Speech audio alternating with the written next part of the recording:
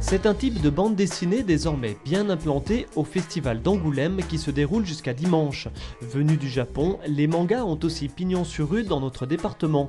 Bientôt 1 an que cette librairie spécialisée s'est installée quai des Bons Enfants à Épinal. Un véritable pari pour Aurore, 25 ans, et son compagnon. Un pari réussi car dans le manga, il y en a pour tous les goûts et tous les âges. Pour les jeunes garçons, pour les jeunes filles et 3e catégorie pour les adultes. On va dire à partir de 16 ans, et donc axé sur le social, sur l'aspect psychologique, ou alors avec des choses un peu plus spécialisées. Donc comme là, il y a les Gouttes de Dieu, c'est spécialisé sur le vin, donc forcément on ne va pas conseiller ça à un public relativement jeune.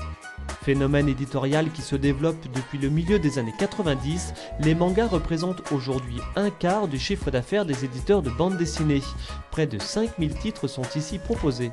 Qu'est-ce qui vous plaît dans le manga ? C'est plus l'univers, le fait que ce soit fantastique, ce qui nous permet de nous évader, parce que notre vie elle n'est pas forcément intéressante, mais les mangas ont toujours une histoire, un scénario intéressant, les personnages sont souvent charismatiques et qui nous permettent de nous attacher à eux. Passionnée elle aussi par l'univers des mangas, Aurore s'est même mise à en dessiner, avouons-le, avec un certain talent. Les traits tels qu'ils sont du visage, en fait, souvent c'est très harmonieux parce que c'est très rond et toutes ces formes rondes, c'est relativement agréable à dessiner, donc moi c'est ce que j'apprécie beaucoup dans cette forme de dessin-là. Verdict dimanche en ce qui concerne le seul manga en compétition officielle à Angoulême.